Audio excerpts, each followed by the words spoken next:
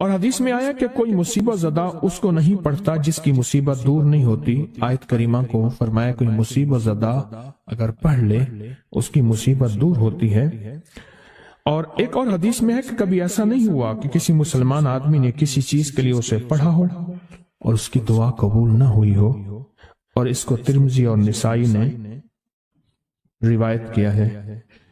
میرے آقا فرماتے ہیں کہ میں جب شب معراج میں میرا ایک شخص پر گزر ہوا جو نور عرش میں چھپا ہوا تھا، عرش کے نور میں اتنا ڈوبا ہوا تھا، خود چھپا ہوا تھا عرش کے نور میں نے پوچھا یہ کون ہے؟ یا کوئی فرشتہ ہے؟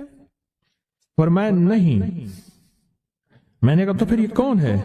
فرمایا ایک انسان ہے، جب دنیا میں تھا تو یاد خدا اسے اس کی زبان پر تر و تازہ رہتی تھی، اس کا دل مسجد میں لگا رہتا تھا۔ آج اللہ کے حضور یہ نور عرش کے نور میں اتنا ڈوبا ہے کہ خود چھپ گیا۔